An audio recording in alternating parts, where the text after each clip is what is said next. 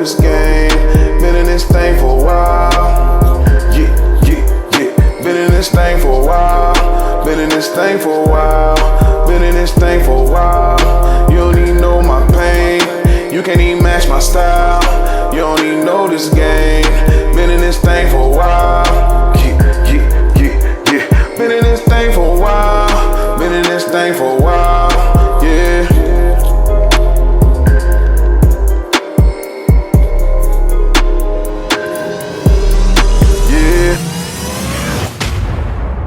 It is another week in the books. Super producer, super creative, the man behind the mask, the Wizard of Oz. The Wizard of Oz. I like it. You got this written down. You read the script, bro. I don't, man. I'm freestyling, man. Mo the Wizard of Oz. That's what the Wizard of Oz now. Shirts, man. I like it. We back, man. It's another week in the books, brother. How you feeling? I'm feeling good. Loving it, man. It's the most wonderful time of the year, man. It is, man. It's Christmas time. You listening to any Christmas music? Yeah, I've been throwing it in rotation, man. You've been throwing it in rotation? Yeah, I'm throwing it in rotation, music, and then, y'all get a little bit of that on this episode when y'all listening. So I'm creating some Christmas vibes while y'all listening to this episode. Throw that Silent Night on there, man. Oh, you talking about in the Christmas time? Temptation, Silent Night, bro. Always, absolutely, bro.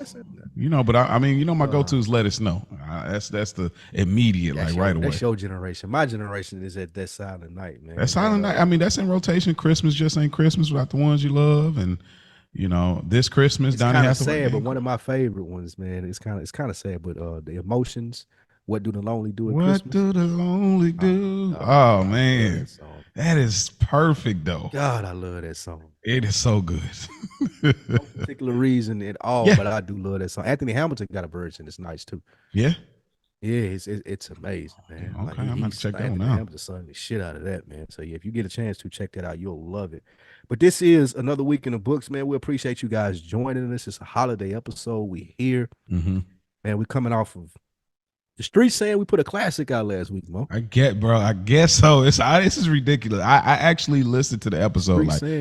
I was gonna let it marinate because sometimes I do that from time to time, but because of things you've said and people kind of speaking to it, I said, let me go listen to this. Let me go listen back at these verses real quick. And so when I went back and listened, I was definitely thoroughly pleased, and I think it goes into the best episodes that we make are when we strongly disagree. I think that's probably the gold in this, is when which most times we disagree, just depending on how far we disagree. And I think that was where we were stretched so far from it, where I had dramatic pauses because it was like, wow, we don't see this the same. You said that. Yeah, that's why you Mike. I nah, bro. I'm processing the fact that this is totally different than how I see it. So, but man, I mean, shouts out to everybody.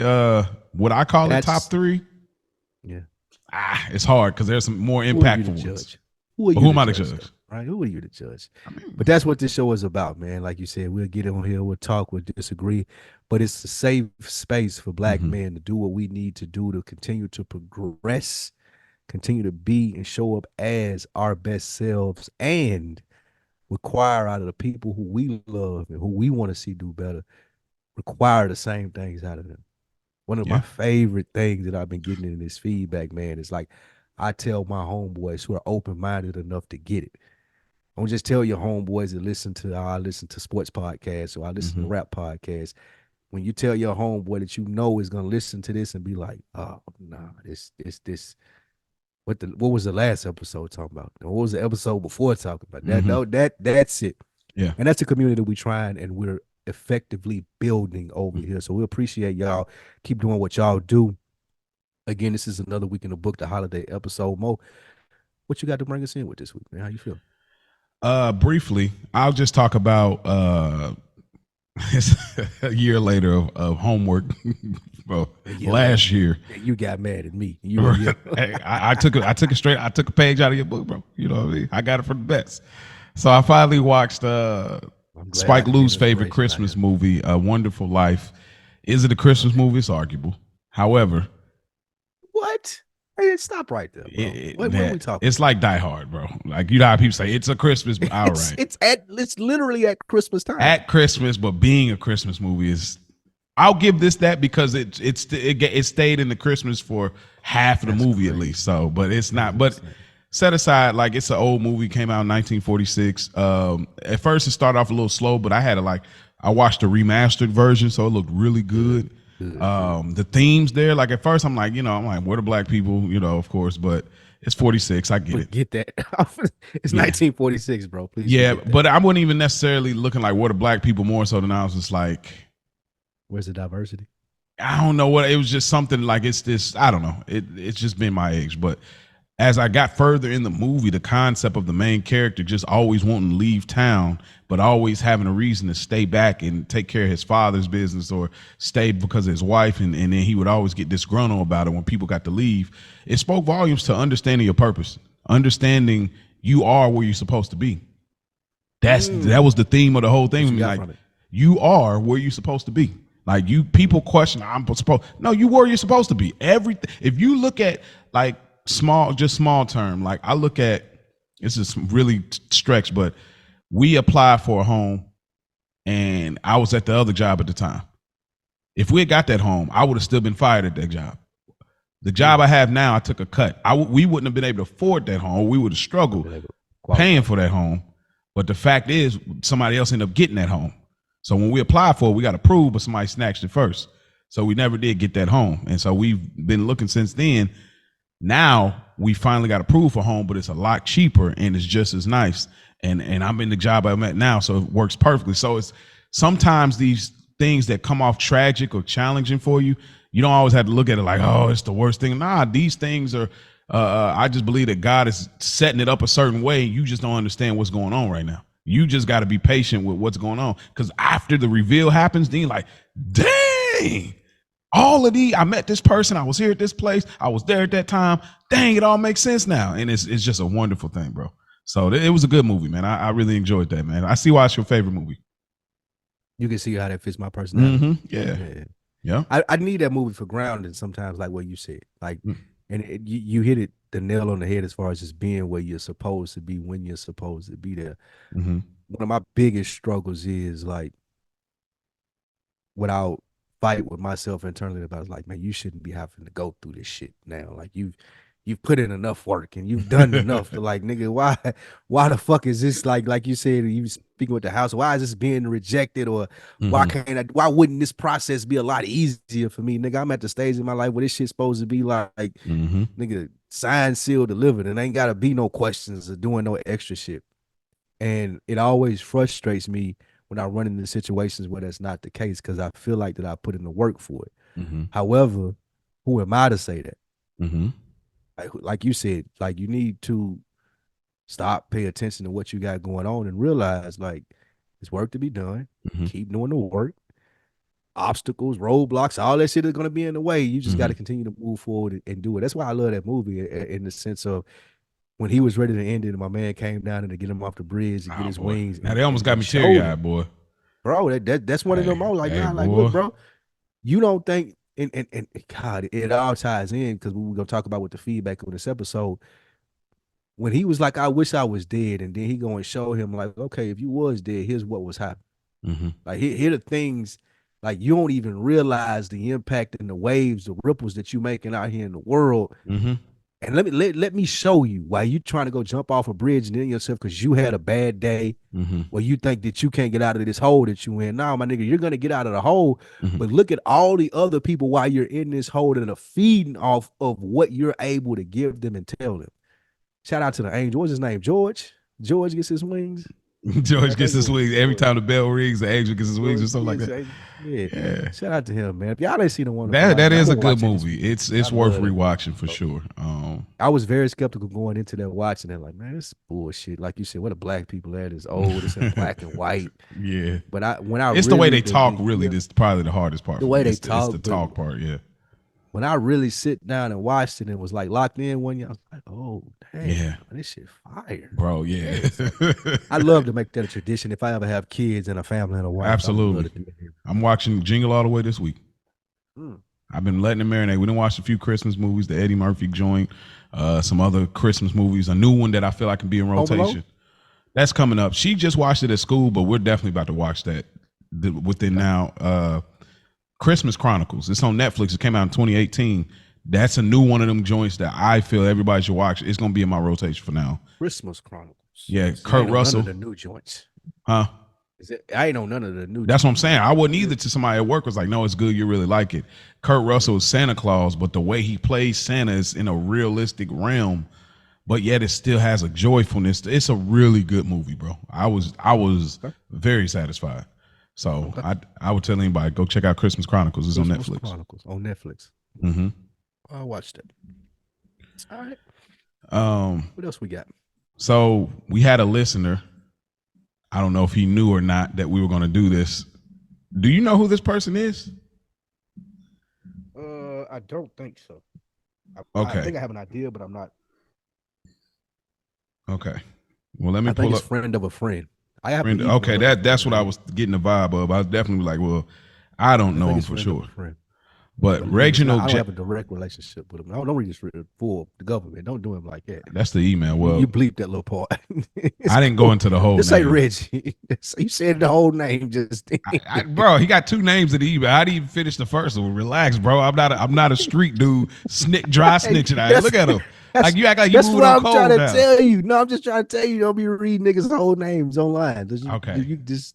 All right. Just RJ, a person that emailed us 36. No, you can say RJ 325. No, I'm not giving initials. Nah, no initials, no nothing. Like a listener. You want me to read the email? Yeah, go for it, bro. Okay, this is good. All right, Reggie sent us this email to the Another Week in the Books email, and it says, Day One Book Club member who has listened to every episode every week since its immaculate conception. I landed here after coming through Nashville on a random day and learning what the podcast button on my iPhone was from my cousin back in 2015. And I was introduced to the On Deck TV podcast, which led me to be On Decker of the Week, award winner 3 times, a challenging humor. He definitely is. Over the past 9 years. I've been around so long, I'm still mad at Spike Lee for ghosting us mid-season on Snow School. Damn it, I was listening to that. Bro, me too. I should finish it. I'm going to finish Snow School, man. I'm going to go back and just review all the episodes. All right. I miss sending anything in on Thanksgiving due to my busy schedule, due to me being busy, but I wasn't mad because it takes a lot for me to even reach out. And honestly, I don't want my shit thrown on that pile. I think I'm deep enough in the AWITB trenches to shoot mine out solo. We appreciate that. We appreciate that compliment. Yeah. Oh, we look for him, man. Yeah. So Reggie goes on to say, I just wanted y'all to give y'all some flowers and claps for dropping some powerful art on a weekly basis. It's my favorite podcast. And honestly, in terms of actual impact, y'all niggas really lapping the competition and pulling away even further from the field every week. It's about time to drop the podcast title and call it something else. It's really an experience, and it should be called as such. An audio therapy experience or some shit pretty close to it. Drop the term guest, and anybody invited is either an author or a co-author. The characters that you've already added to the book should also become reoccurring mediators from time to time, because some of the perspectives that both of you have can be wild and on complete polar opposites. And I be screaming while listening because the real answer is usually right in the middle. I make your show a recommendation to my open-minded homies all the time because it's a product that I stand by. I know they stand by it too because I've heard their names mentioned on the show because of the flowers, and they reached out and gave as well. Me hearing that let me know just how much I was bullshitting, because I was whispering y'all name when I should have said that shit out loud and clear directly to y'all. Reggie from Florida. Then he goes on to say, hey man, when we talked about Maurice Hunter, I thought this was great. I know you like that part. I love this part. I literally laughed out loud. He said, "Hey man, Hunt 4 would be hard as hell on the back of a jersey, though. For real, for real. Yeah. You got to take that into consideration, Mo. I have kids who play sports, and I judge people based off stuff like that. It may be petty, but when I see a hyphenated last name on the back of a jersey, I'd be like, man, his daddy didn't stand on business." Oh, definitely. If the hyphen ain't, you ain't stand on business. Absolutely right on that. The hyphen is always like, nah, that was never. Shit, Yeah, man, that's hilarious, bro. man. Mo, Yeah. when you read something like this, like, what's your initial like? Because I really want people that rock with us. It seems that rocking was really heavy, so I want them to understand what feedback like this genuinely means to us who do the show. There's no production team. There's no 10 or 15 other people that do this. It's me and you every week figuring out what we want to talk about, coming here, being our God, the honest self, talking about it, critiquing each other as friends, showing up for each other and being like, well, I'm going to give you my perspective. I'm going to listen to your perspective. We don't have to agree to it, but what we are going to do is have dialect about it. Like when you see something like this, knowing that you don't go into this for that type of feedback, that ain't what this podcast started for. How does that genuinely make you feel? Well, let me say this while we're talking about it. I want to stop and let the listeners know, anybody that's coming across, is like, the reason we stop and acknowledge all of these moments, like when people are doing it, and it feels like it's occurring more often than it has in the earlier episodes, is because if we would all be honest as black men, we don't get this a lot.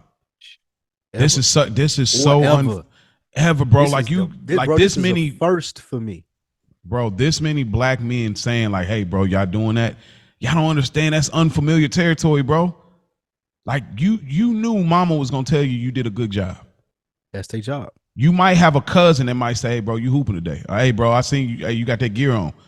But like in this way where it's like, this is we're trying to create a profession and we're trying to do something that will benefit us as a whole, and people like getting beside themselves like a person like him, where it's like, I don't even really do this, but I like what y'all doing enough to get out of my comfort zone and just, let me speak up a little bit. I appreciate. So I want y'all to understand, when we stop and acknowledge these things, it's not to gloat or to flex or whatever, because this is out of nowhere, bro. Not tooting our own horn. Bro, I have podcasts for years, dude, and never, not a word, bro. Not a comment, not a star, not a share, bro, years, dude. Nothing. Dang, are they really listening? Does anybody care? Nobody even care. Bro, for years. So hearing this stuff, bro, it just hits so different. I'm not suffering from imposter syndrome at this moment, but I am just, when I hear something like that, it just is like, wow. I guess now I be understanding, like, when rappers be like, bro, I was just like, I was just trying to put together a good album. You know what I mean? And now people like talking about this album affected their life. It made me do this. It's like this crazy. Like, we are having conversations, just working things out. But now with him saying that, it's like we're serving a space, and we didn't even come into it with the idea of there's a space for us to serve so much more than we just wanted to insert our view and conversation into the zeitgeist of the negativity. You know what I mean? And so it's amazing, bro. It's amazing, man. Like I feel good, man. Yes, it does feel. It feels great. I've had feedback. Like, I've done On Deck TV for years, and we had 5-star ratings.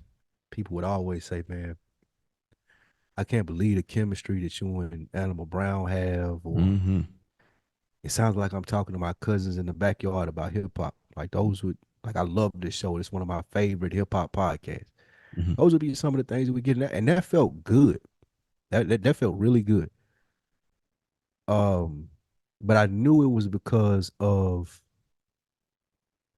like, almost the topics, almost it being entertaining. Like, I know me and Animal Brown can be really entertaining. You know what I'm saying? Like we can play off of each other. People have told us that before. We know how to hit each other's buttons, pause, in a sense of, well, I'm finna turn this into a thing. Yeah. Me and you didn't have that. Mm-hmm. And again, I said this on Culture Garden. I'll say it now. I genuinely, yeah, I genuinely mean this, and I hope that you receive it every time that I say it. It was your vision, because you didn't come to me to do a show like this, mm-hmm. right? Like it wasn't, all right, I like what you do. I want to work with you in the podcast space. You shot the easiest shot, and that's not a knock. Mm-hmm. It's like, we both like the Sopranos. Let's do a Sopranos podcast. Mm-hmm. And my response was, nah, let's not. Because one, I love the Sopranos so much, and it's gonna be awkward for me if we clunky on it and we don't have no rapport. Mm-hmm. And I have an idea of something that I want to do. I've been like kind of shopping it. I've had guests here and there. It's a feed for it. This is what I'm thinking. This is your vision. We did this. Yeah. It was my initiative, but it was your vision. It was your initiative. You're right. You're 100% right. Because initially what I wanted to do, and now it makes sense, and it's how the universe lines up. As you even just said, it was my vision. What I wanted to do was have a place where, even in telling you that I don't, for lack of a better word, I don't know you like that. So why would I do a Sopranos podcast like that with you? Mm-hmm. There are more important issues that you, as a fan of me who's listened, that we can connect on and talk about, that would give us rapport and let us know a lot more about each other. That Mm-hmm. way, when we talking about the Sopranos, that shit's easy. Mm-hmm. But let's do a hard project first. Pause. Mm-hmm. Let's do something that's going to require us to open up a little bit. That way I get to know who Mo is, and you get to know who Lou is. Mm-hmm. And with that said, it's developed into this. And I never thought a podcast about getting to know each other as black men would turn into someone like Rich, who I look at, sophisticated brother. Very like sophisticated. I admire Rich. Oh, I look at absolutely. I don't know him. I never met him. I look at how he approached me, his Instagram stories, like how he's approaching doing Culture Garden and his people with Scoob and Ray P, and how he's taking leadership. I looked at it, I admired it. I wish I'd had that initiative when I first started. Yeah. But for him to come and say, hey, bro, you changed my life.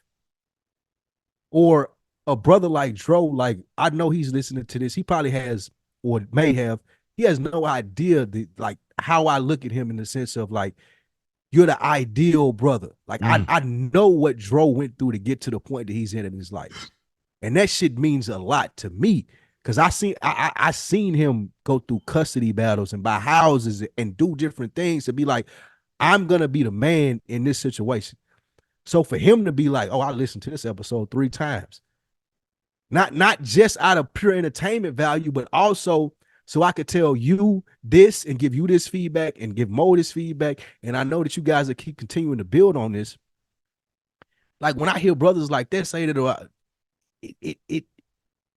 it's like you said, it's like, I don't even really know what to do with that, because it means so much to me. Mm-hmm.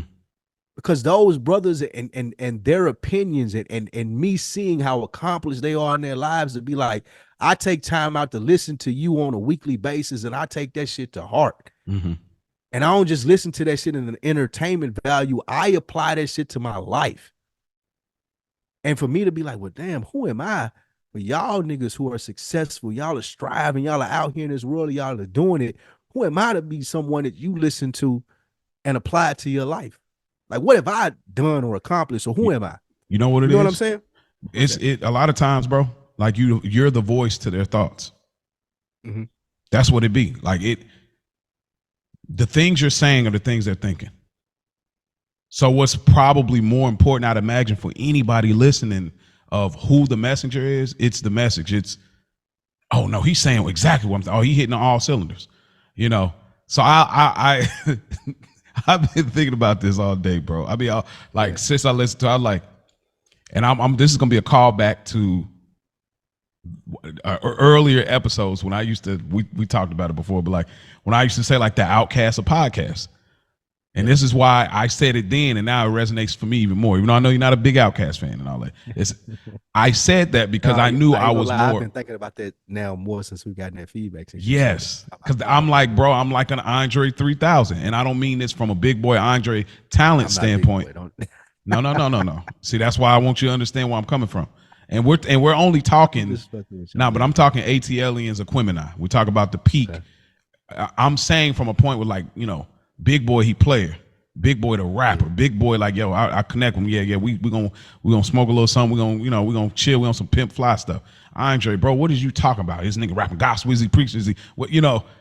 Get the stuff he was talking about, like he's out there to people, like at that time. So I looked at it like I'm probably out there to people, because people are like, this man is nuts. But what I appreciate is people keep coming back, because Spike is I feel like the fan favorite, right? So then it's like you're saying stuff that's pivotal, but I could jackball it so much for people. They can be like, I can't even listen to it because, dude, you know what I mean? Dude, way out there, I don't agree with nothing he talking about. He messing it up for me. But the fact of the matter is, people, the way it comes off, is like, nah, I don't really agree with him, but he still serves a spot that is needed. We need this out there dude to go with the guy that is the voice of my thoughts, so to speak. And it really just works, man. That's why the homework episode, I think it was 17 or 18, as you mentioned, was so important, because we had to get through that in the sense of good faith is one of the biggest things that I want to push in this podcast. Like when you're talking to someone, if you're not trying to come to a resolution, if it's just so I can be like, well, I was right and you were wrong, or I disagree with you and that's a dumb point, that's not operating in good faith.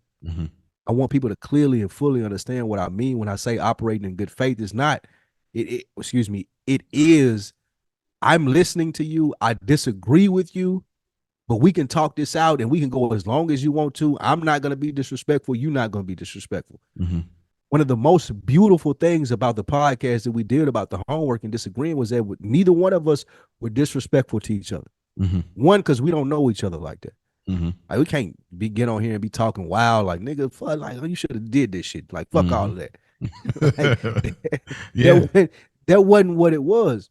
We both were genuinely, because we were interested in making this thing a brand and what we've made. We both were open to, even though it made us mad, we both were open to, like, well, let me at least, like, let me try and understand this shit, man, because I don't get what he's saying, and I couldn't understand why he's that mad about it. Like, I think that went both ways. Yeah, it did. Yeah. That helped us grow into the sense of there's never been a conversation that has been as serious as that one.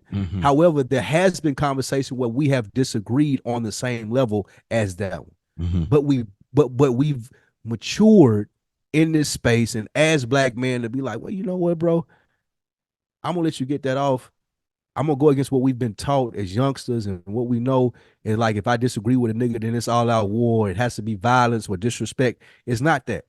What we're doing is we're having a conversation, and we're having conversations in good faith. Yeah. And you don't get to see that in a lot of places in these spaces.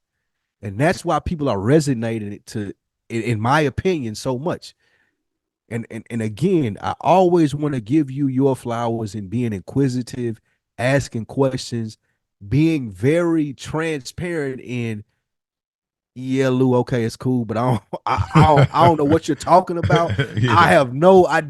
That's a foreign concept to me, because I'm used to dealing with people who are like, nah, bro, you know what I mean.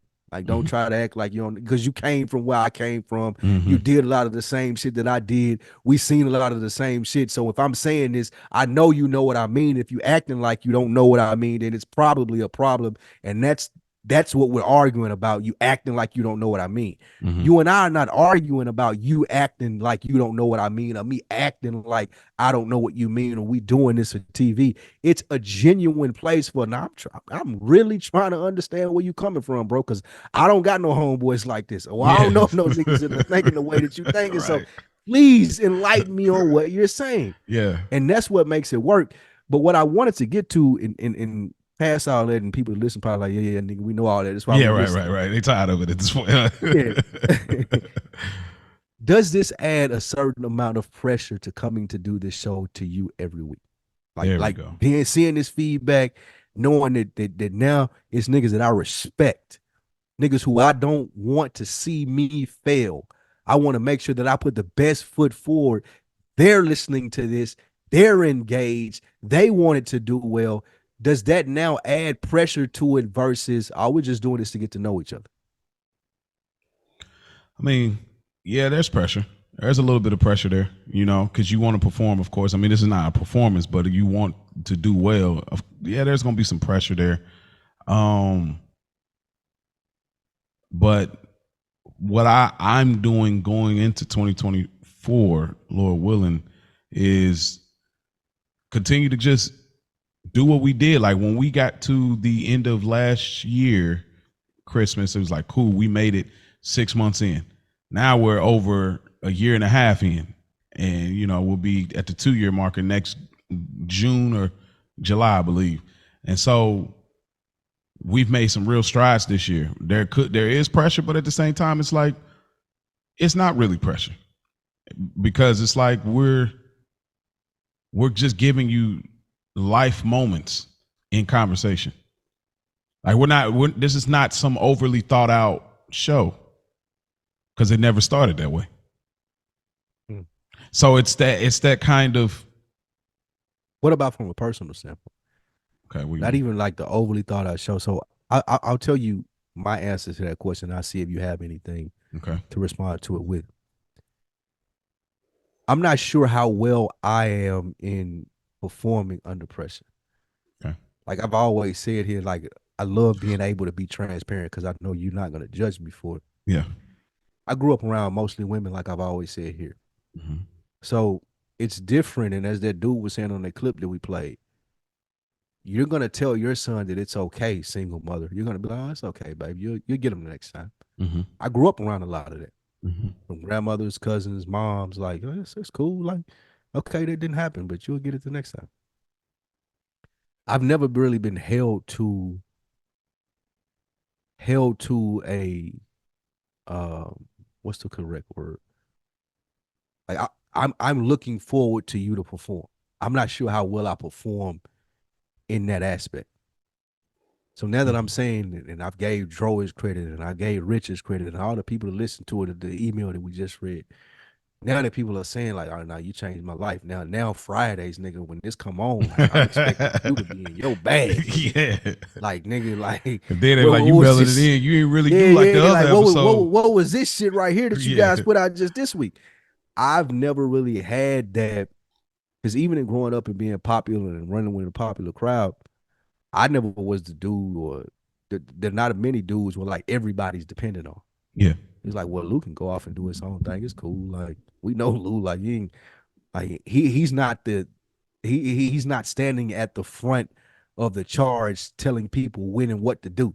Mm-hmm. But with this, it seems like turning these mics on every week, taking the responsibility of what we're talking about, there's an expectation now of, y'all have shown me that y'all can do this, my nigga. I'm expecting at least this or higher every week.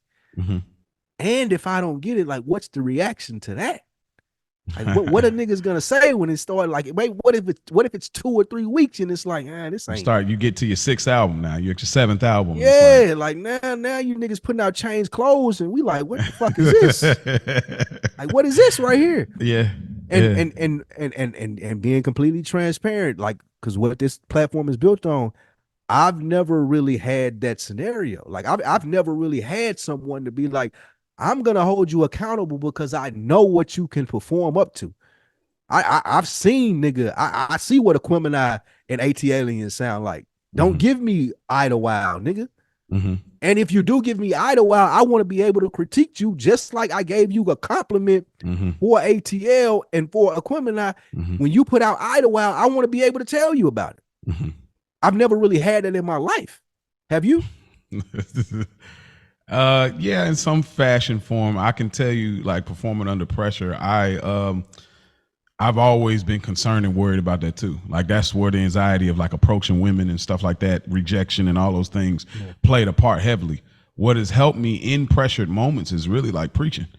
Like that has, and it took me a while to figure out because I flopped sometimes because I got caught up in the pressure, and then I started thinking about all of those things that what if this happens? What if I lose my point? What if I, all these things. Then when I get up there and I'm amongst all these people and they're looking at me, and I'm going and I'm flowing, then the thought I feel it fleeing. Then I'm trying to figure out how to get it back, and now I'm stumbling and I'm fumbling, and it's over. So what I've learned to do now with that is I keep that. I gotta do this, but it's buried in the back somewhere, and I don't let that whatever that pressure, whatever that thing is, I don't let it grow until it's close, and then it's like right at the front. And when it's at the front, all right, do it. That's how I do when I study, when I get prepared. If it's my Sunday, okay, I'm looking through some things and I'm backing up. I'm getting off of it. Like if I'm studying, I'm looking, get off. Let it resonate. Think about it a little bit. Come back next day. Think about it again. Back off.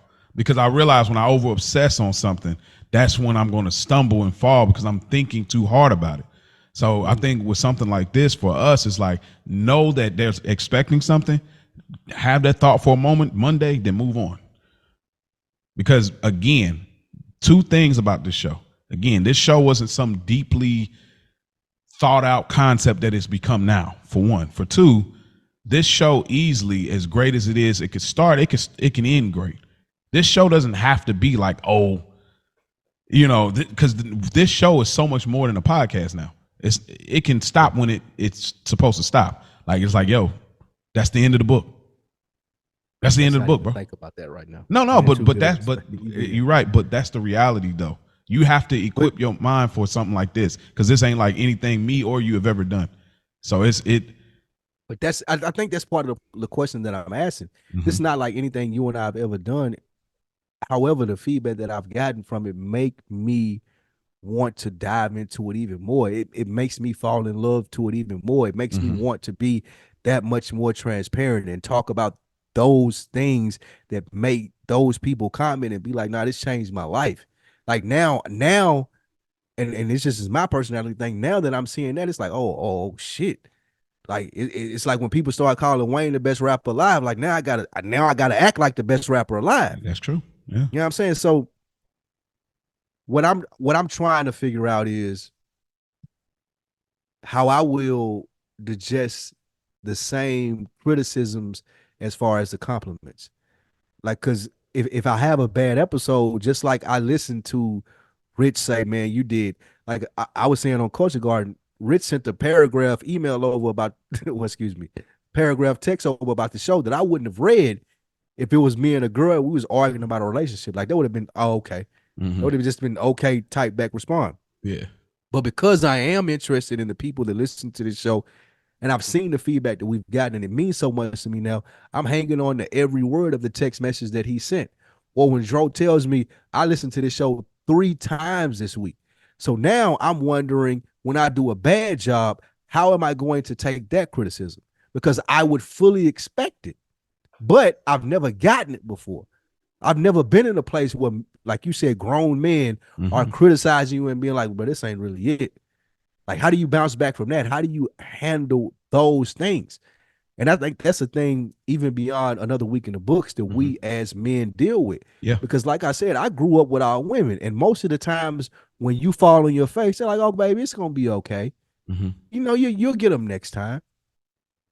I've never really had that feedback from a man like, well, yeah, bro, niggas fail. Okay, nigga, like, yeah, you got hit in the mouth. Like, bro, what are you going to do about it? Are you going to go out and continue to conduct yourself like you would and make up for it? Are you going to sit in the room? Are you going to cry about it for the next 3 weeks? I've never really had that type of discipline in my life. So what I'm saying in that long drawn out thing is I greatly appreciate the positivity, but I also want to hear the criticism from those fellas as well when they feel like if it comes to a point where we're not meeting what we need to meet. And I think all men should be open to that, just to expand this beyond what we're talking about with Another Week in the Books, and to continue to give pointers and have black men have the conversations that they need to have.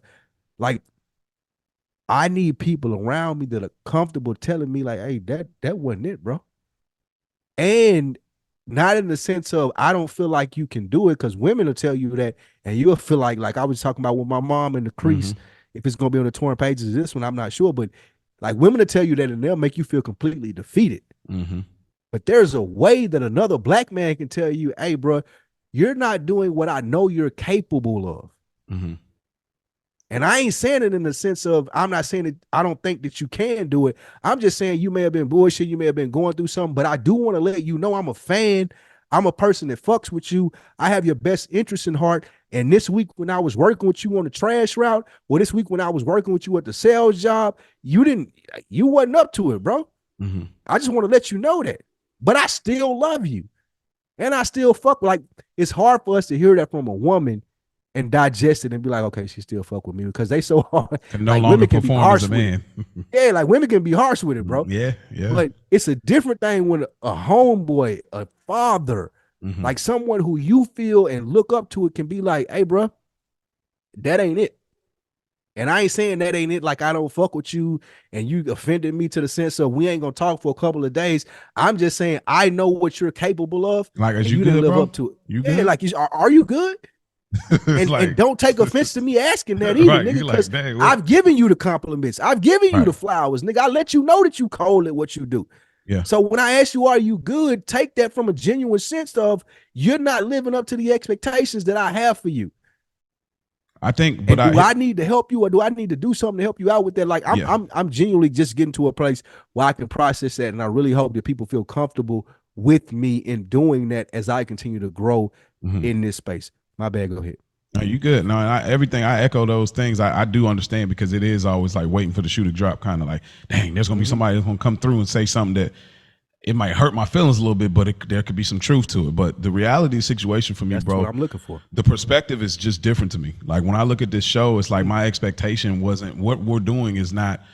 I didn't expect it to do nothing. It's all up to me. Like, because I'm different. I expect it to do everything, bro. Okay, but here's my thing though. It's that now I have newer expectations, but the way I navigate this show, like, bro, that's why I could walk away for 3 weeks and come back, because this show is not built on, were they entertaining this week or not? Were they cooking this week or not? Were they arguing? There have been episodes where we didn't disagree on anything. So what? This show is just not built on those things. That's why I'm not concerned, because this is a one of one show. This is not like anything, again, like I've said, we've been involved with. So I'm not concerned if it's like, man, what was going on this week or that, because it's just a moment in life. There's highs and lows in life. You know what I mean? It's not, we just happen to be recording, having a conversation. So my perspective on the show is just different, because I don't even look at it really just as a show. It's a movement, but it's just, we're literally having moments, and some moments stand out to people, some don't. But I don't think it's necessarily like, y'all falling off, or y'all. It's just not that. It's people like, go, so I stayed there, wasn't the bag come in. I remember what Lou used to do. I mean, they will say that, and that's fine. But that's saying that once that bag come in. Yeah, but they definitely gonna say that. But that's the reality of the situation for me, and it helps me to navigate. So I'm okay with whatever, because again, we just started the show to build chemistry, and now we're here, and it's affecting people in a very positive way. So I just don't look at it like that. This show is more than entertainment quality, though you may be entertained and laugh at moments, but this is just two brothers having conversations. That makes sense. I understand what you're saying. What if, beyond the entertainment, like you said, what if there is a week that someone who you hold in high regard hits you up personally? Like, man, you just, I don't know if you was hitting the right notes this week, bro. Like it was teed up for you, but I ain't really get the mode that I'm used to. Like, how would you take that criticism? Like, how do you take criticism like that from people who, like we've talked about last week, they've made those deposits to you. They've made the deposits, like, I've given you your flowers, nigga. So I should be able to also hit you and be like, hey, that wasn't it, bro. Like, how do you just, like, I get what you're saying in the sense of the show. I'm speaking from a personal standpoint now. How do you digest that? I mean, I just ask more questions. Just like, well, what do you mean? Like, you wasn't getting for another week in the books. There you go. See, you see how it worked. But somebody's just like, Mo, you just like, man, you just kind of dialed down a little bit. I'm like, what do you mean? Yeah. And then they'll say, hey, well, it seems like normally you get in your soapbox, you start going crazy, cooking, laughing a little bit. It seemed like you was kind of a little out of you, wasn't really. And then it may come to light. I was like, yeah, man, it may be like, you're right. I really wasn't tapped in this week because I was going through this or going through that. I'm okay with it because this show is built on the real. Like, it's built on authenticity. Like, when I tell you I'm tired, when I tell you I don't know if I could keep doing this show, when I tell you this is what I'm going through, my father-in-law, my wife, when you tell me, bro, I wasn't even feeling it today, when you tell me, bro, I'm embarrassed about this show is built on that reality. So if anybody come to us, it's not a problem. Like, oh yeah, bro, I was going through something. I kind of alluded to that on the show. So for me, the critique that comes our way, when it does, it won't be nothing. It won't be nowhere near what you might think it could get to, because the show is built on realness. We ain't mailing nothing in. We ain't capping on anything. And so when they come to us, it's literally like a conversation. It's not like they're like coming at you like, bro, you suck this week. No, it's like, no, what was going on, bro? I genuinely care about you. I just want to see what's up. You know what I mean? Yeah. So sense. That's a good point. Yeah. That was good. Yeah, man, that's good stuff, man. So black men, if y'all coming across pressure, just to put y'all coming across pressure, we all deal with it differently. But if you operating in your true, authentic self, bro, you will perform. Don't think about what it's gonna do for them. Don't think about what it's gonna do for you. Just think about that. I got to do this. That's it. I don't care what it's gonna do for them. What it's gonna do for me. No, I just got to do it. That's it. That's what gets me through the pressure. I got to get this done. I just got to do this.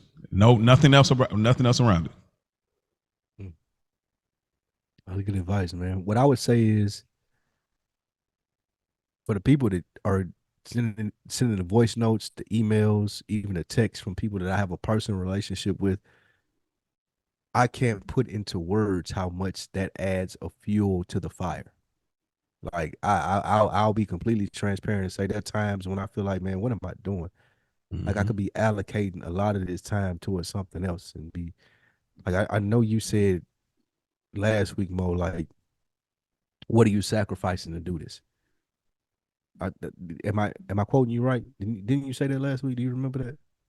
What are you sacrificing to do this? Yeah, like in the sense of, like, you want to make it and you want to do it, but what are you sacrificing to do it? Like, what are you putting on the line? I think I've said that within a few episodes. Yeah. I thought about that a lot this week. And what I would say to the people who comment, to the people who give responses that I have a personal relationship with, that have sent texts over the week, whether leave emails or texts, please continue to do that, because that adds fuel to the fire and helps me understand what I am sacrificing for this, or to do this, and what it means to not just me, but the other people who digest this. Like, I since you said that, Mo, I put a lot. I had to do a what is it? I had to evaluate what I put on the line to do this, to actually be entrenched in this shit as I am, and I put a lot on the line. Mm-hmm. Like, I can honestly say, like, I've put a lot on the line to ensure that this shit right here works. And sometimes it doesn't feel like there's a clear path to understanding how it works. Mm-hmm. That feedback. I need those text messages. I need those emails. I need those things, the voice notes, and people being like, nah, bro, like, if you were thinking about quitting this and just going full corporate America and getting your full worth from there and not doing podcasts, don't do it. I need that, because a lot of times throughout the week, throughout the days, you're thinking like, man, am I doing the right thing? Because again, like, I put, and again, I'm only saying this, not trying to stand on a soapbox or anything, because you brought this up last week and I wanted to respond to it. Yeah. Like, I put family on the line, relationships, friendships, all of those things, comfortability, in order to really, over the last year and a half, dive into doing podcasts and being successful with this. Mm-hmm. Like, because if I don't do this, then it's corporate America for me, and being that person, which I really don't want to be. Mm-hmm. So I've really thought about, however you phrase the questions, people can go back and find it. They can tell us, like, what are you putting on the line to do this? Like, I put everything on the line. Like, it's all on the table for me. Mm-hmm. All my cards in. Like, this has to work. I don't have a second. I don't have another game plan. There's no plan B for me other than this is like working a job. And that's not what I signed up for when I was thinking about being successful in life. So when people are responding to this show and they're asking us things and they're subscribing and they're telling other people, like this is all my eggs are in this basket. And I can confidently say that. And ain't nothing wrong with that. Like I know a lot of men won't admit that, like, bro, I'm all in on something. I need this.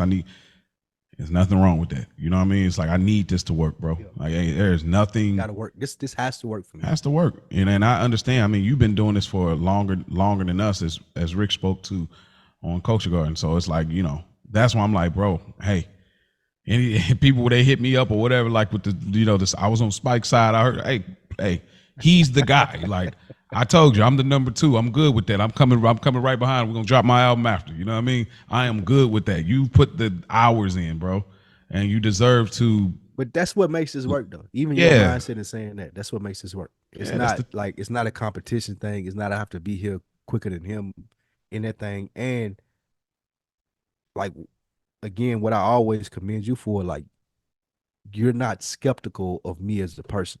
Yeah. Like you're not thinking that, oh man, if this nigga get it, then I ain't gonna never hear from Spike again. And we never. Like that's one of the best things that I appreciate. Like you do hold me in a regard of like, bro, now you have the runway, and if you take flight with it, like nigga, I better be a passenger on that. That, but everything that you, there better be a seat for me on that goddamn jet. If I ain't flying the plane, nigga, there better be a seat for me. And I respect that, though. Yeah, like I love that about you, and that's one of my favorite things about your personality. Like I'll move to the side, but I bet not be forgotten about. Yeah, we got there's a structure to this thing, and ain't nothing wrong with that. Like a lot of men won't do that. They won't.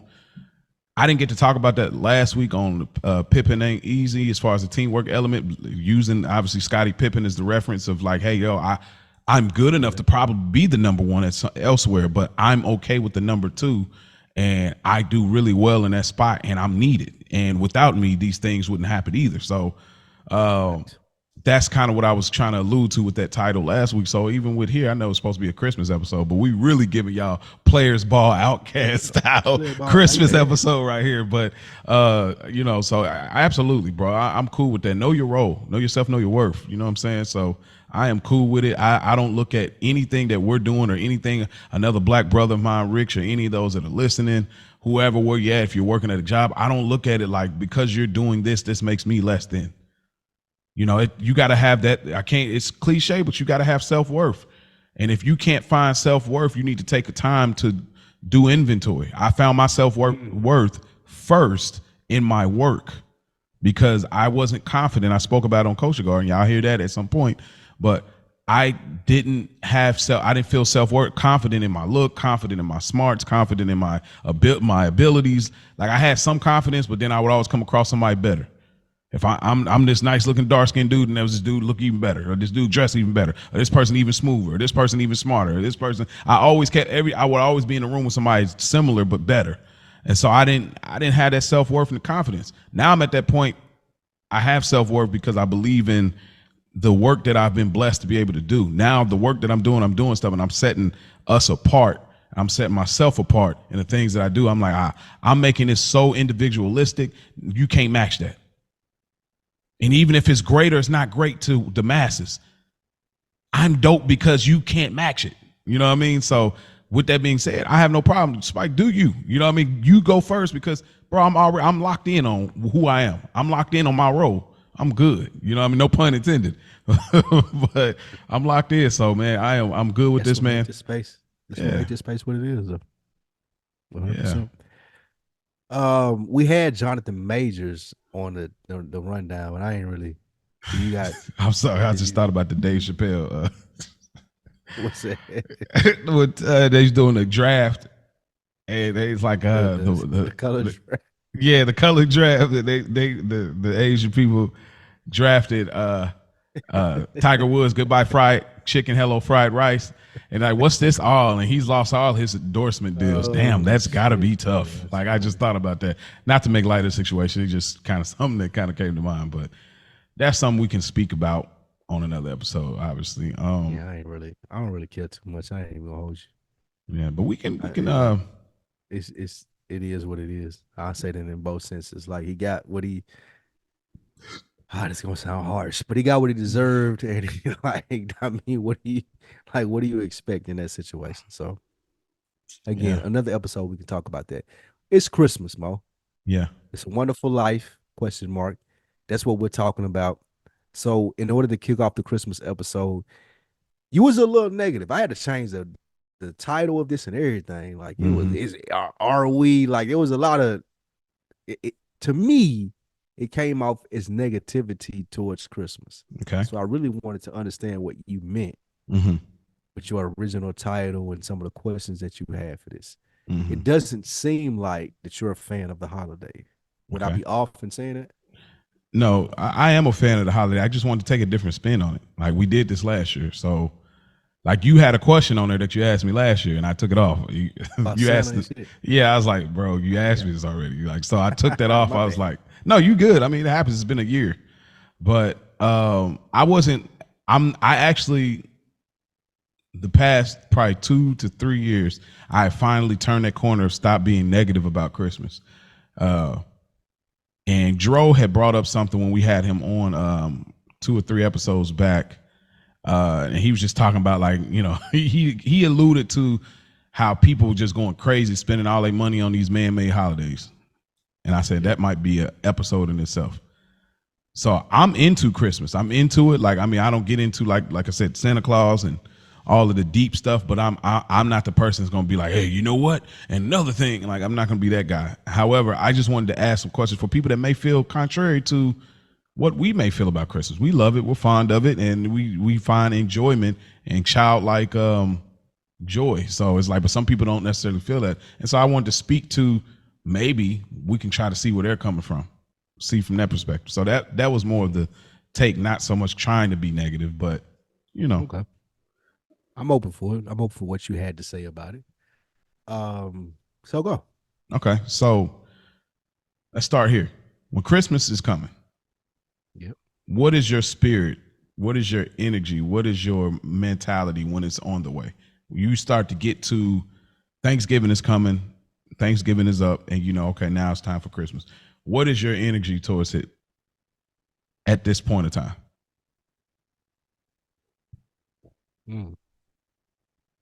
This is gonna sound crazy. I don't care, to be honest with you. And I have that I'm able to remove myself from it because I don't have kids. I'm not in a relationship to where I have to act like I like if I don't want to go see my family, I don't have to, but I am going this year and I'm thankful for that. But it's just something at this age and not having the family requirements that most guys have, like I can just shrug it off. I can watch football or basketball on Christmas and be like, okay, it's cool. It doesn't matter to me. Am I happy with that? I'm not sure, but I do have the luxury of being able to do that. So would you think you're weird for buying yourself a tree in the house and decorating it? I don't know. I'm in the plans of buying me a new house next year.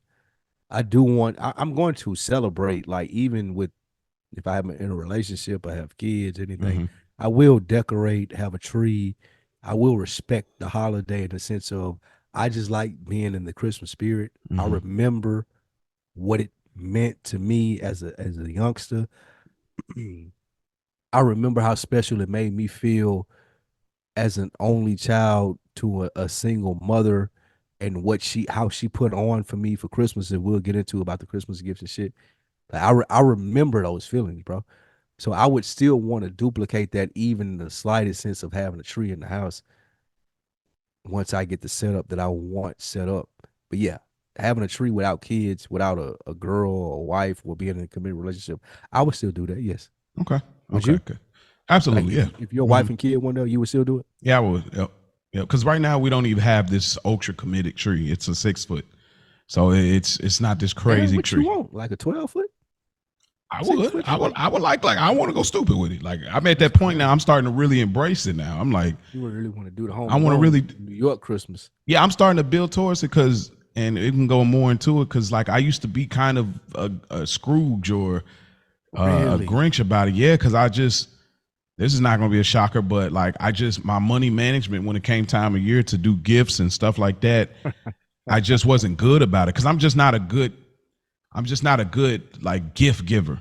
I just don't be thinking about people. Like when it comes like holidays, I'm more so like, hey, how you doing, man? What's going on? This and that. But like buying stuff for people is just like, oh, okay. Like, oh, like it's always an afterthought. Every holiday for me, birthdays, Mother's Day, Father's Day. It's always like that for me, bro. I just don't buy people gifts. I just don't even be on. Like I just be whatever. Like, hey, I don't know. It's just I've always been that way. I just now realized it's easier to just get the person a gift than to not get the gift and have to deal with the backlash. So that's the only thing that makes me do that. The $500,000 conversation for millennials makes a lot more sense now. What do you mean? It makes a lot more sense in the sense of if people think that I'm not successful, then they can expect me not to get them gifts. However, if I am one of those millennials that are making $500K a year, people will expect a gift from me. I've seen this happen. So I think I'm confused at what this means. No, your stance last week on the 500K conversation. Yes. People don't need that to be happy, blah, blah, blah. You're right. They don't need to be happy, but they do need that in the sense of I'm holding this status. Like people look at me in this certain way. So when Christmas comes around and I'm the nigga that's making $500K a year, yeah, you nigga, you gonna have a fly ass gift. Like you gonna have that golf simulator. I'm not saying people don't feel that way. I just kept emphasizing it kind of got lost. Right. There's no dollar amount that you can put on happiness. That's all I kept saying. Correct me if I'm wrong. Ain't nobody expecting the fly ass like, damn, that's an expensive gift from Mo when he walked in the room. Facts. And this ain't a slight to you. No, it's a fact. Okay, that's what I'm saying. Yeah. But if you was the nigga making $500K a year, they would be.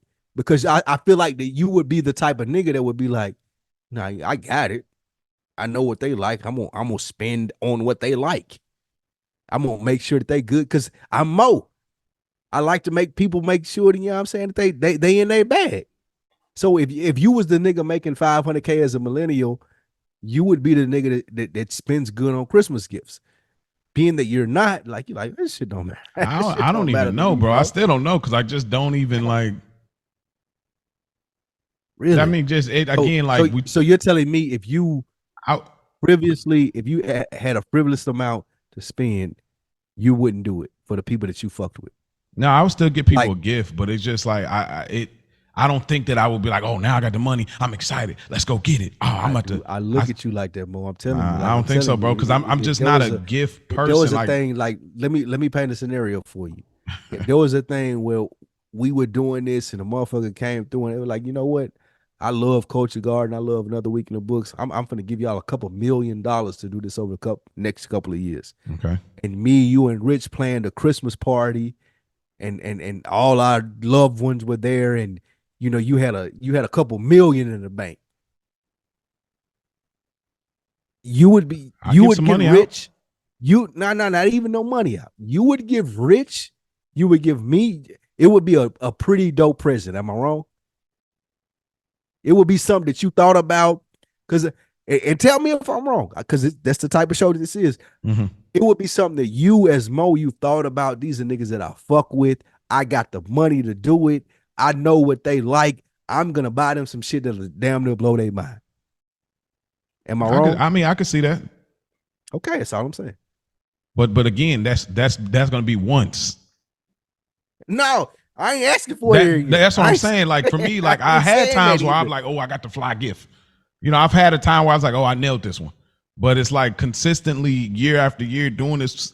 I'm just not that person, bro. Because that's not what I'm saying, though. Yeah, I'm saying it does. Sure. Yes, it does do something for you, even if it's once and not every year. Would it be like I showed my ass this Christmas?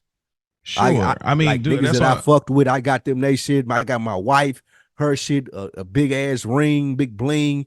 I got my kids all the stuff that they wanted. Like if that were the possibility, you would lean into that.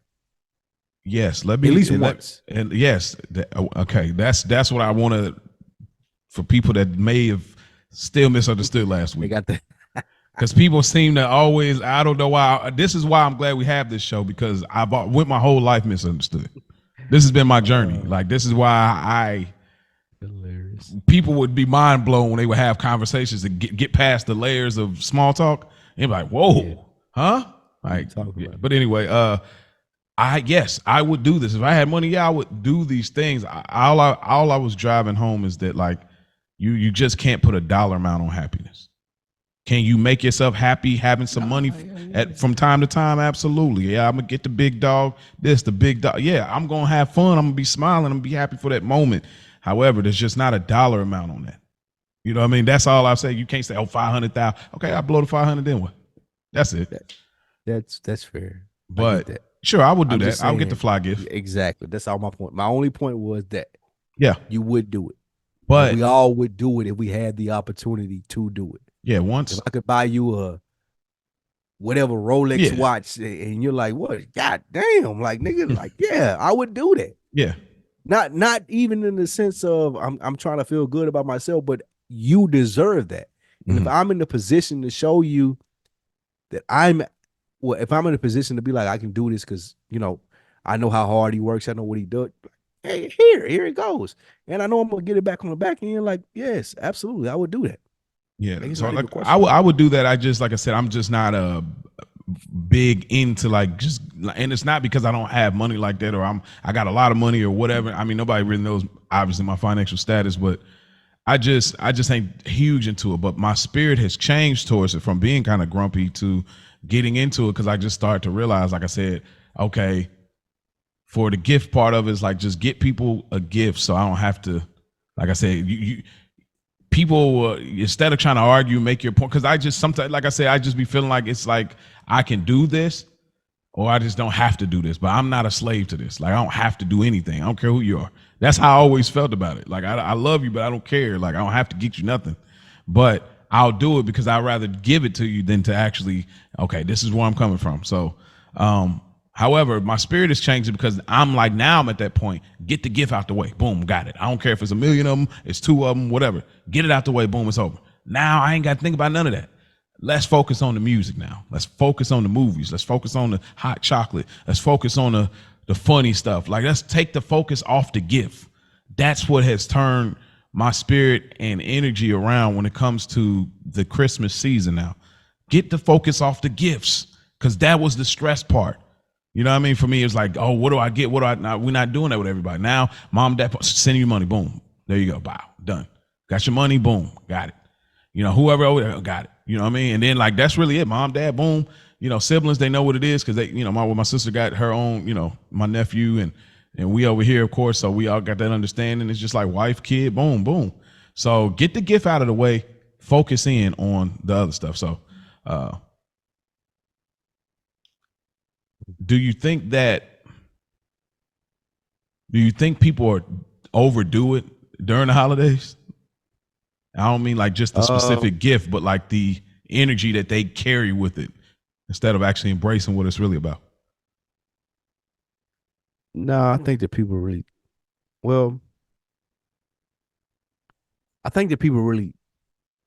it goes to how invested they are into what we're doing. So, no, I don't think people overextend themselves, but I do think that it's based on what the holidays mean to them.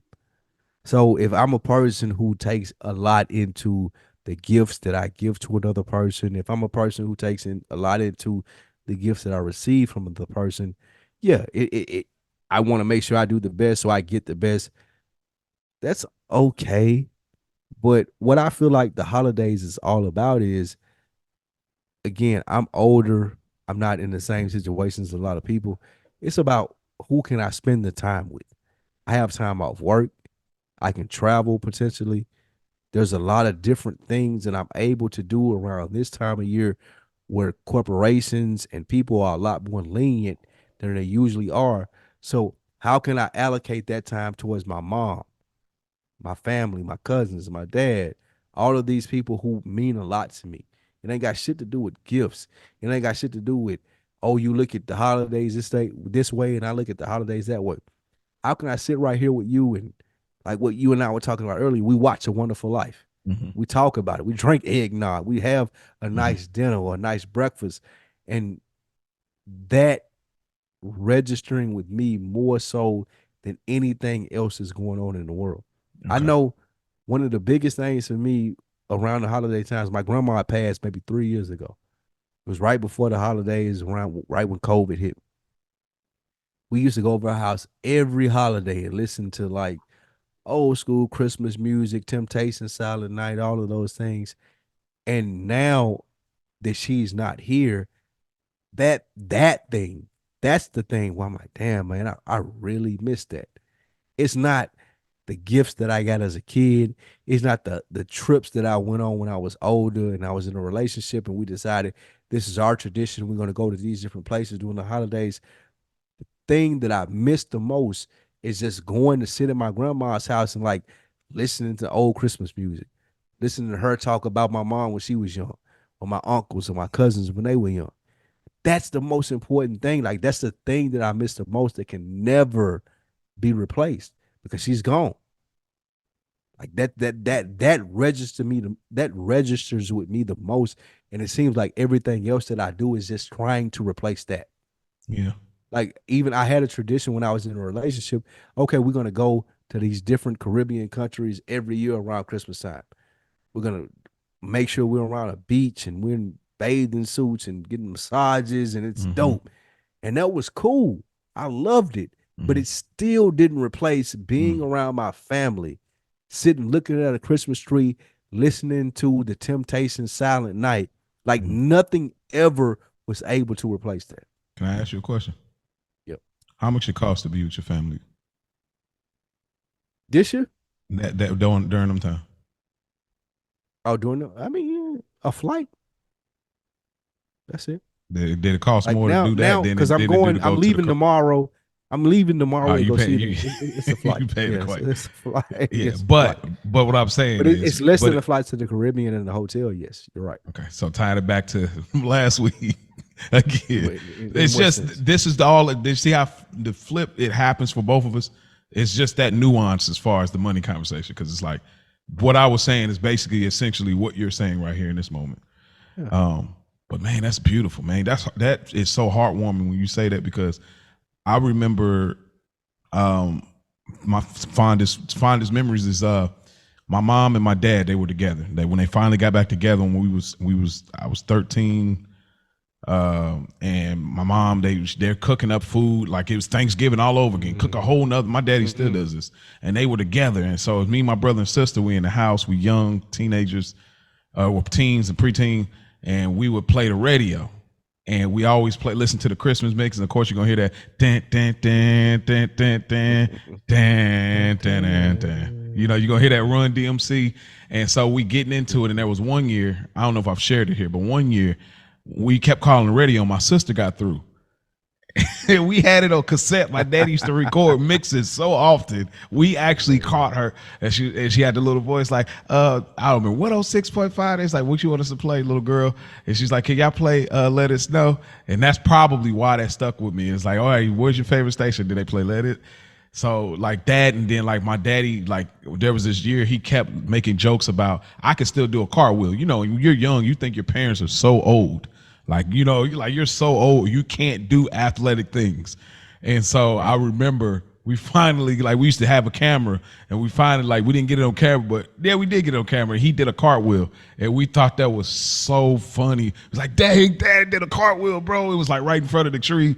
And so it was just moments like that, and he be dancing, and my mom be dancing with him, and we get up in the morning, and we just be so excited. I just miss those, and I remember when I went to college my freshman year and came back home and my parents were separated, and those first few years of them being separated and having to go to two households for Christmas, those were some hard moments, bro. I just didn't know what to do with that.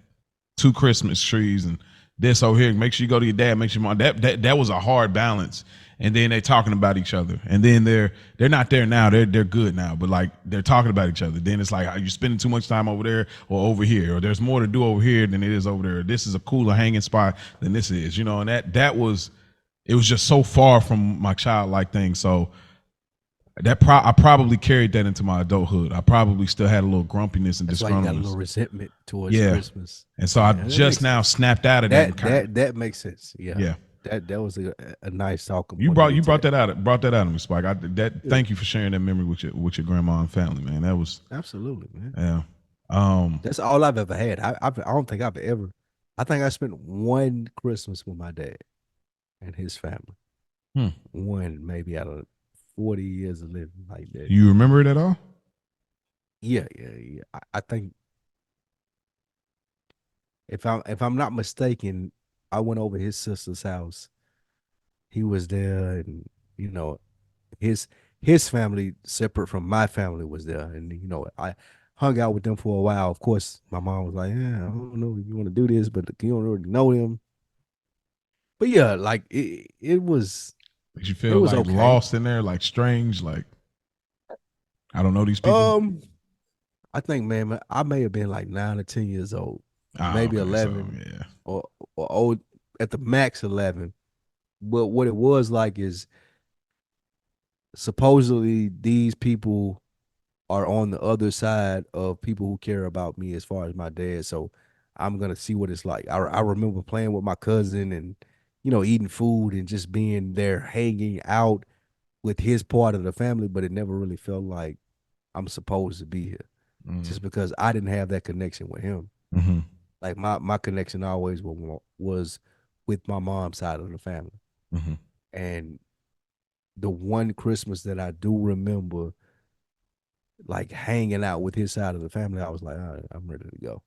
I don't really know these people. Like, you know what I'm saying? The cousins that are around my age, they fronting too hard, trying to put on and act like they bigger than what you just, cause like you don't know them and you have this comfortability with your mom's side of the family or whatever it may be. You're like, okay, like I'm good over here. I ain't really got to do this no more.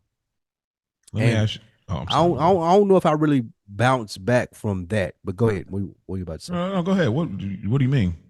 No, really bounce back from that. I like my comfort zone. Okay. That's what I'll say. Okay. Like that wasn't my comfort zone. Like even since then, my dad would hit me up and be like, "Oh, come do this, that, and third." I'm like, "Nah, I'm good, bro. I don't even know y'all like that." I had an experience like that with my dad. You know what I'm saying? Like I ain't grow up with y'all. Like we ain't even cool like that, bro. Like I fuck with you, and later on in the years we would have a much more of a connection. But then in like young age, when my mom was doing a lot for me, and like, why would I do this for you and I don't even really know you and you ain't really doing a lot for me? Like I don't even really fuck with you like that, bro. So it would be me in that young sense, like I'm skeptical. Let me just hang over here with my grandma and my mom, the people, my cousins, the people. Familiarity goes a long way. Yeah, I don't really know y'all like that. Yeah, I don't even know if they know you like that over on that side because you've been in and out of jail. So you might have doing just brought different me things. in. Yeah, like you might just be you trying to look good, saying, "Oh, I got my son." Like, nah. Yeah, you know how it go. Last thing before we get out of here, and I'll share first. I wanted to see like what is your like fondest memory or gift that stuck with you to this day. I don't know if I spoke on it last year, but my fondest gift that I ever got that still stuck with me, it actually plays a part into where we are today. One Christmas, my brother he asked for a keyboard. My brother could really sing. He had this keyboard, but it was like this little tinkering keyboard. It was probably like this big, like it was really small. He probably was 13, 14. It was a really small keyboard. He played with it for like the week and then he moved on. He really didn't play on the keyboard. I used to tinker with his keyboard all the time. And he was like, "Man, why you always playing with my toy? Like, get your own, bro." And I just like, I don't know why. I just kept being into it. So that next Christmas, I said, "Hey, I want a keyboard. Can I get a keyboard of my own?" You know, and I was like, "But can I get like the bigger one?" Like, and so they ended up getting me a Casio DJX keyboard. And when I got that keyboard, bro, that was my first taste of producing. I started making beats. That's when it first started, bro. I started trying to replicate songs, and then What year was this? This is this might have been 06 or 07. So I was either 16, 17, 15, 16, I think maybe. So 05, 06. I was making beats, and you could record like 3 tracks on there with six layers on it. And that's when I used to tell my mom and dad, come down and then listen to a beat I made. And I had a little drop on there. Like I was creating, like I created a producer tag on a Casio keyboard, like, and I was making, so that was my first introduction. What year was this? It's like 05. 05, okay. Yeah, like 05, 06. And like I remember they had like different voice samples on there. And the one I had was like this thing was like one more time. And so like I was just one more, and then I had a beat drop. I thought I was doing, but that was like a producer tag. I look back now, I was like, bro, I was a producer before I was a rapper, singing, podcast, and that was like my first entry. And to this day, I still got that keyboard, bro, and it still works. There's some shortages in it. I have to get another power cord. I could not get rid of it when I moved to Florida. So that is my fondest key. Yeah, that Casio DJ-X, man. Y'all look that up. I still got it. I ain't getting rid of it. I don't care. I might make it gold or something, but I can't get rid of that thing, bro. That's fire. That's fire. What about you, man? You got a fond memory or a fond gift that stuck with you to this day? One year, Mom Dukes was in her bag. I got a Super Nintendo. Sega Genesis, when I was dead broke. It was the game F-Zero. I don't know if you remember. I know about that. Yeah, Captain Falcon, yeah. Man, listen. So you know, you say, listen, you right in my bag now that you know the people that like, bruh. Dog. She got me a Super Nintendo. Because, again, I wasn't a kid that, like, I want all these amazing, extravagant things. Like, I like wrestling, bro. Like, if you can give me some wrestling figures, we good. But she went above and beyond in the sense of, I don't know if she just had it that year. You never knew. You never knew how they did it. I don't know what it was, bro. Where? But she got me a Super Nintendo. I got F-Zero as a game. I got Super Mario for Super Nintendo. I got a Super Nintendo. I got a Super Nintendo chair that you play the games in. A brand new TV, bro. Like the entertainment center that go with it. I don't know how long my mom was saving up for this shit, but I will always remember this because I walk out into the living room with, you know, you still believe in Santa Claus at that point in time or whatever. Yeah. I don't know I don't even know if I still believe in Santa Claus, but I know she still tried to have the perception of it. But when I walk out into the living room under the tree, there's a TV.